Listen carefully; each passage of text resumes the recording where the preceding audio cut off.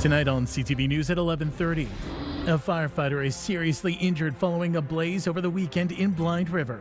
He was released shortly thereafter and was resting with his family. Multiple residents have been displaced and local businesses are now picking up the pieces.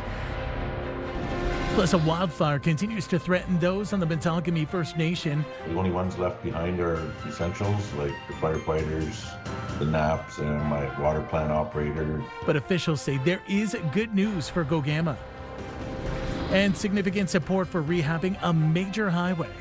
When we do these, it is to continue to bring these parts of the highway, the road, into good repair. It'll impact 17 kilometers of Highway 17 along with a handful of bridges. CTV News at 11:30 with Ian Campbell and Rick Wyman with weather. Good evening. Thanks for staying up with us. One person is dead following a crash between a commercial truck and a passenger vehicle just west of Hearst. OPP say the collision happened just before 7 this morning on Highway 11 in Clavette Township. A second person has been transported to hospital. As of a few minutes ago, Ontario 511 is reporting all lanes are still closed between Hearst and Long Loch. No other details are being released. Hearst OPP are investigating. A man has pleaded guilty to second-degree murder in the death of a Timmins woman. 57-year-old Paula Millette was killed in March 18, 2025. The court heard 39-year-old Dale Head visited Millette that morning. The two used cocaine before becoming involved in an altercation. He left the residence but returned later with a friend after becoming concerned when she did not answer his calls. They found Millette dead and Head's friend contacted police. The accused will be sentenced September 29th. Two people, a 62-year-old man and 44-year-old woman, are facing charges following an assault in Timmins. Around 6 p.m. Friday, police were called to Hollinger Park after witnesses saw a person being assaulted. The victim was taken to hospital with serious non-life-threatening injuries. A Blind River firefighter has been seriously injured following a fire over the weekend. Multiple residents are also being displaced, and some area business owners are left picking up the pieces. CTV's Amanda Hicks has more tonight from Blind River. It was just before 5 a.m. Sunday when the Blind River Fire Department was called to a multi-use building on Woodward Avenue. The fire chief says 17 firefighters and 5 apparatus responded to the blaze. One of the apartments was fully involved, and then the fire just progressed from there. So we managed to knock it down fairly quickly.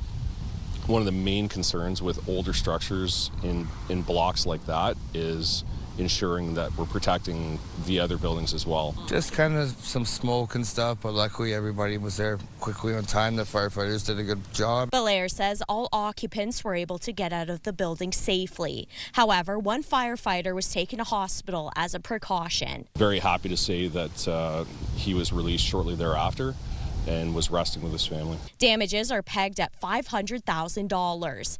Belair adds 4 businesses have been impacted and roughly 5 residents are displaced.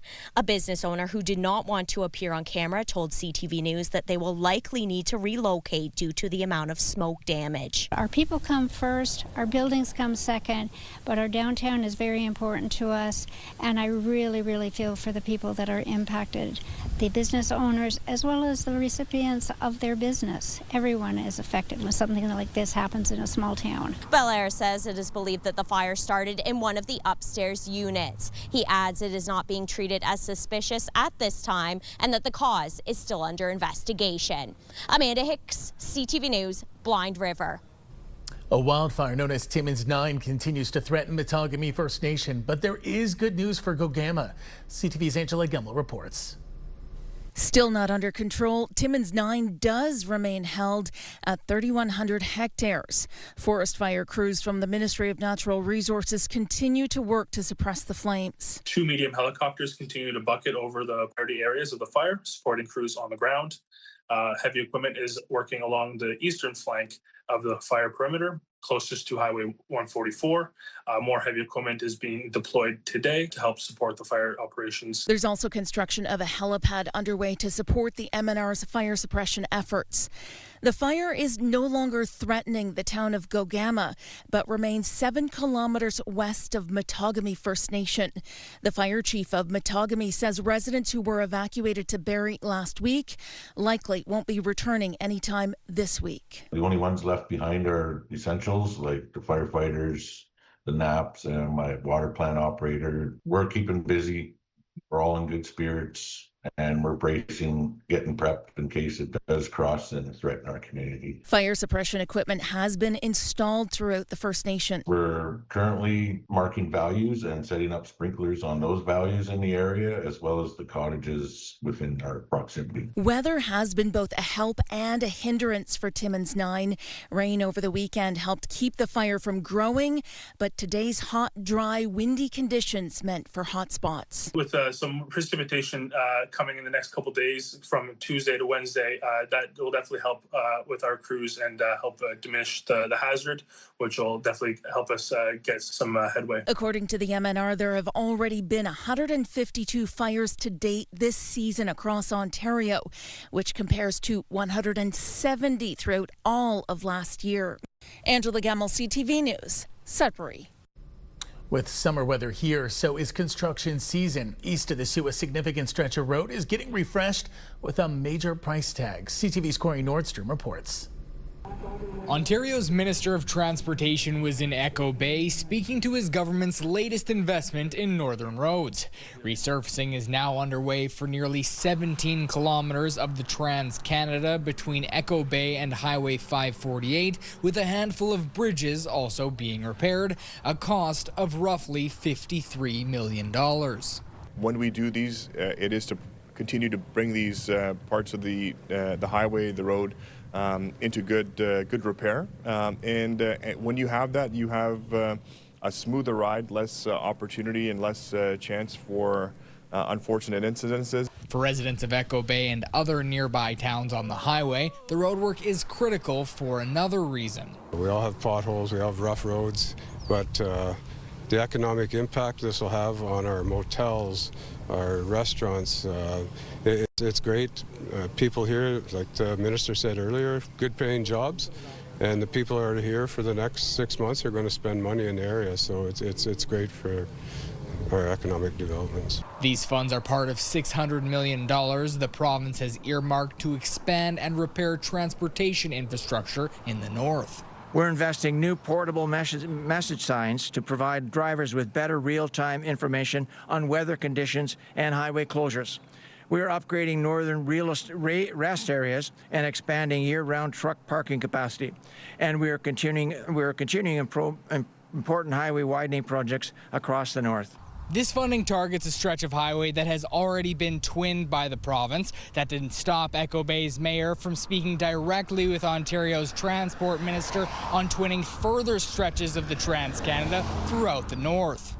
It certainly is a big issue with all the people that live here, but it's also very important for Canada's future. If we're going to be a sovereign country that we're talking about, we need to upgrade our transportation systems. It's that simple. Corey Nordstrom, CTV News, Echo Bay. Ontario's education minister and local politicians took a tour of the new kindergarten to grade 12 school in Parry Sound today. CTV's Madison Merrier has more. Despite delays, controversy, and the Minister of Education, Paul Calandra, taking over the Near North District School Board, the new mega school in Parry Sound opened its doors today to mixed reviews from students. I'm excited to get into the new school, and hopefully it'll be nicer and we won't have any problems. It's cool that we have like a new school and everything, but right now at this moment is not the best. I mean, we have exams not next week. Like, they moved us during review week, really, and I don't think that's the smartest decision. While some find it disruptive, the school's principal says opening early will allow for the demolition of the old Parry Sound High School in order to build the recess area. Calandra adds there are still a few things that need to be completed before the junior students start next fall. In August, there will be doors, glass doors, which separate the elementary from the high school. I'm confident that things will be ready to go and that work will continue over the summertime to make sure that that happens. Before students arrived at the school, Calandra and local politicians toured the building, and they say they're happy to see the growth from their last visit. There was a huge deficiency list that was looming over the building, and they seem to have corrected an awful lot of things, and I mean, it's amazing. 40% of the province's students are under the control of the Ministry of Education and supervisors, and we're seeing how quickly they can move. And this is a classic example. This board right here, this place was was a hot mess. This board 6 months ago. And here we are 6 months later. The school has room for more than 1,080 students, and currently there are more than 1,020 students enrolled for 2025-2026. Calandra says the next 5 years are expected to be under capacity, and the school has plenty of surplus for years to come. Madison Merrier, CTV News, Parry Sound.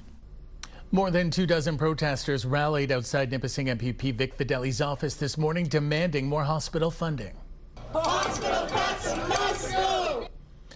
Data from a report by the Canadian Centre for Policy Alternatives found that ER wait times skyrocketed at the North Bay Hospital between 2021, 2020 and 2024 and 2025 during provincial underfunding.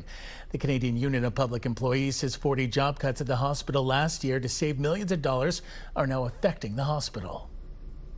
Next year with inflation, I believe our numbers, now I don't have this in writing from the hospital, is somewhere in the 7.5 to 8.2% or 8.2 million for the next year. So that's going to be a problem because the members here in North Bay, the public are going to see those cuts. They're going to be waiting longer in the ER. When people come to the hospital, this is their last resort really.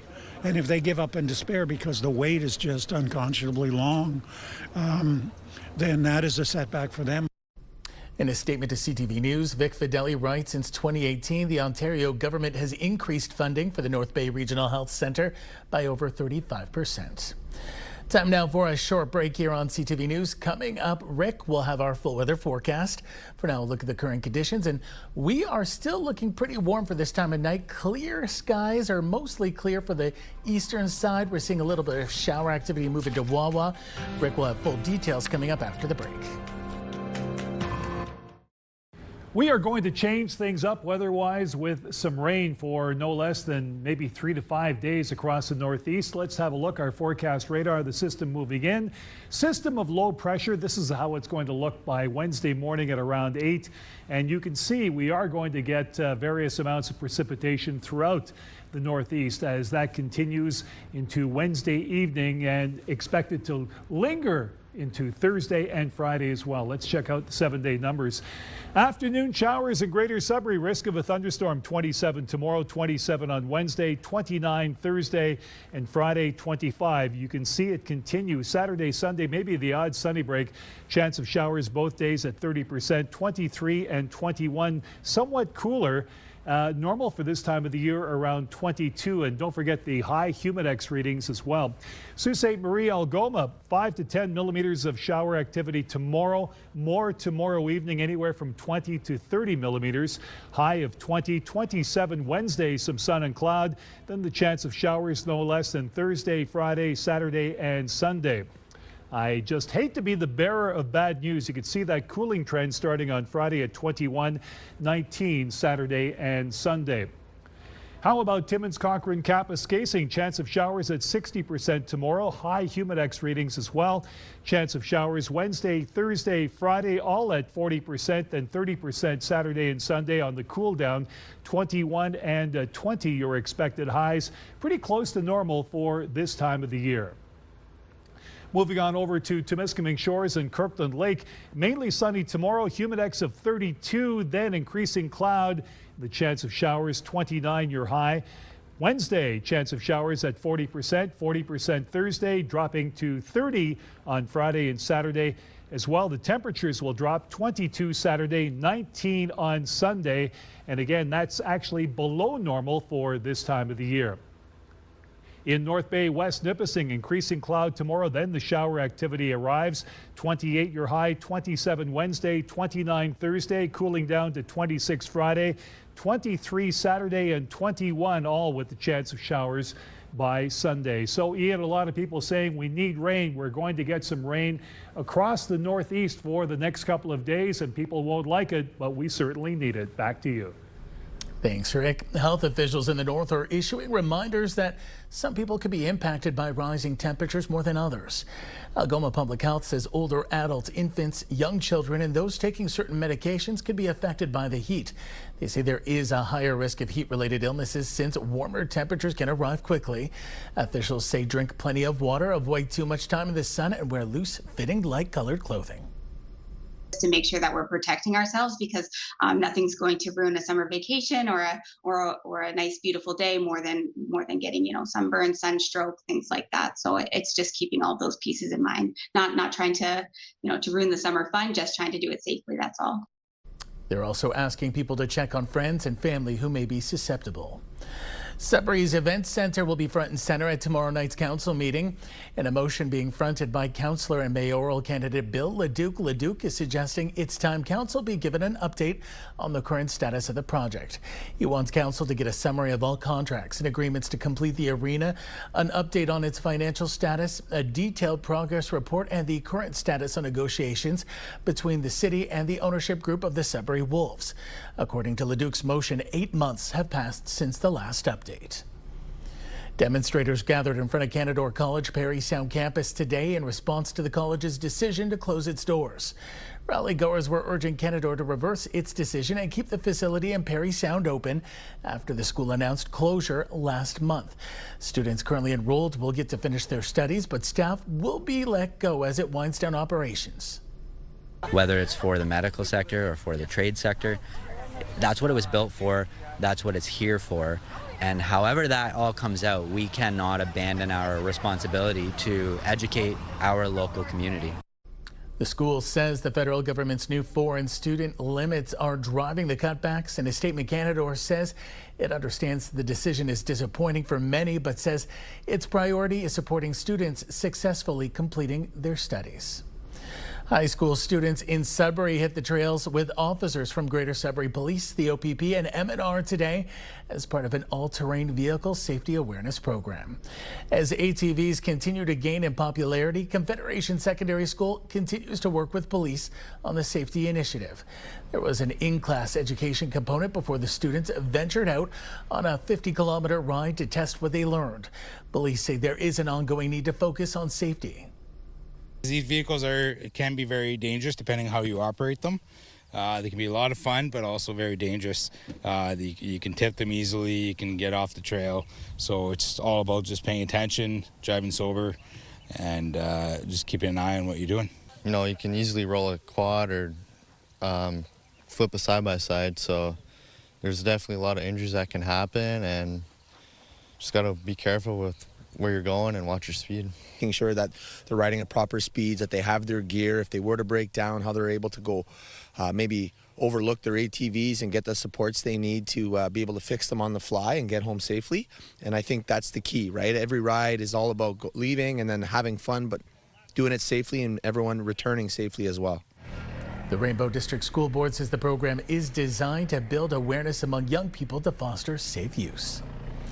Ontario Premier Doug Ford is in Washington for meetings with top American politicians and business leaders.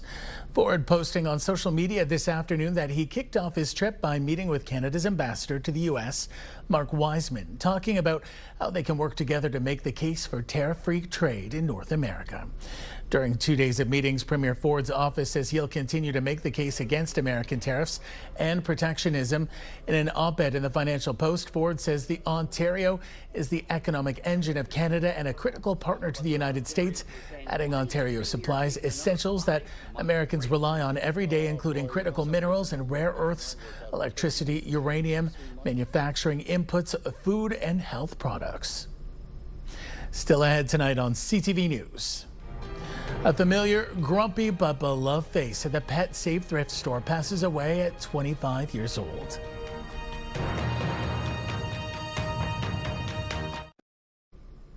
Some sad news for a Sudbury thrift store. Josie, the beloved tabby who called Pet Save Home, has died. We first met Josie back in 2023 at the ripe old age of 24 years young. In a Facebook post from last week, Pet Save officials revealed Josie passed away Thursday evening. They go on to say she was the light of the store who took her roles as greeter, inspector, and quality control specialist seriously. Her grumpy face would go on to demand treats and belly rubs at any given time. Josie was 25 years old. What a sweetheart. Over 30 people within the Pride community and their allies joined in solidarity at North Bay City Hall this morning. City officials, members of City Council, North Bay Police, and the 2S LGBTQ+ community helped raise the Pride flag. June is Pride Month, a chance to celebrate diversity and reflect on the achievements made. Some events planned throughout the month include a drag reading at the library, and Out Loud is hosting a Pride in the Park celebration. Gateway Pride Collective is also planning a march or parade for September. What that signals to people in the community, whether they are part of the queer community or an ally or neither, it shows we're here, we belong here, that we are part of this city, we are part of this community, and everyone is valued.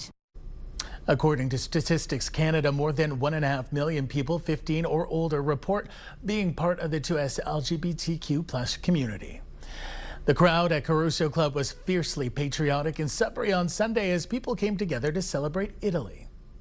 Organizers put together the event celebrating the 80th Festa della Repubblica. Sudbury Mayor Paul Lefebvre was invited to proclaim June as Italian Heritage Month in the city.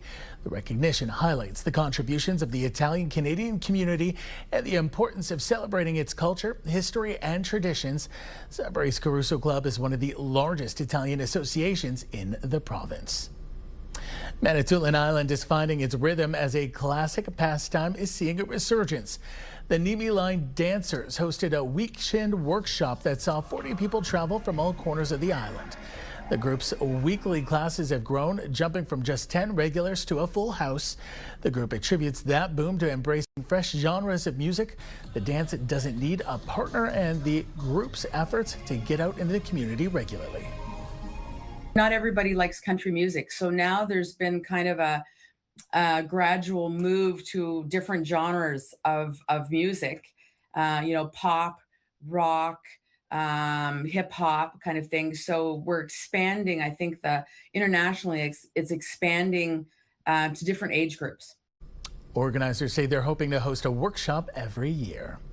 Finally, tonight, Toronto is expecting a busy summer tourist season. CTV's Mike Walker has more on how the city is preparing for an influx of visitors. World Cup fever has taken over Toronto as international fans are starting to arrive, including this group from Panama. What are you excited about?